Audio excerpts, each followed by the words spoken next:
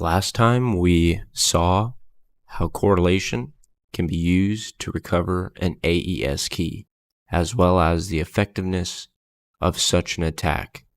In this lab, we will repeat the attack with ChipWhisperer Analyzer and gain some additional information about the attack. The analyzer can deduce secret cryptographic keys or reveal vulnerabilities in the embedded device. So the first cell is our configuration cell, where we set up the scope type, platform, crypto target, and the version.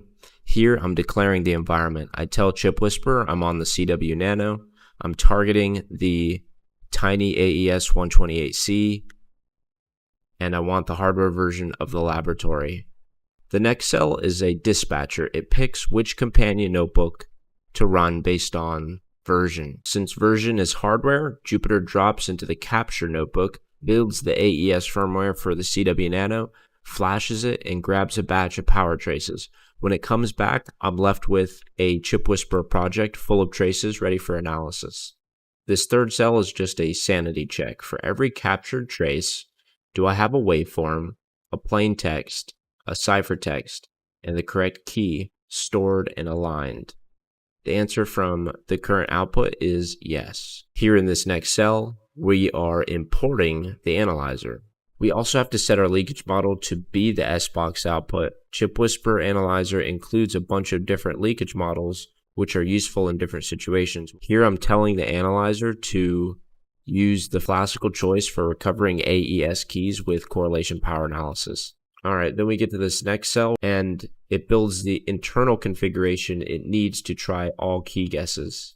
Printing the attack object, it's a nice sanity check before we launch the actual correlation power analysis. All right, now we're going to run this cell. It tries every possible value for each key byte, computes the expected SBox output across my plain text, and correlates that prediction with the measured power.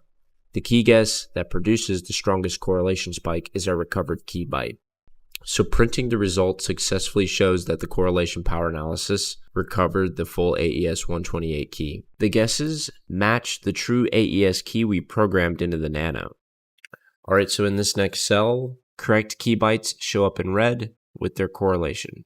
All right, so we ran that cell, and we can see here that we have a styled table output, and it does confirm that our CPA fully recovered the AES key. These hex bytes exactly match the true AES key. Moving along, reporting intervals. Every 10 traces, you can watch the correct key bytes turn red quickly and their correlation grow as more traces accumulate. Here is the correlation first time plot.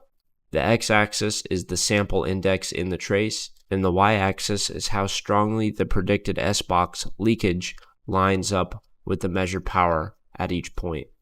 The black curves are wrong key guesses.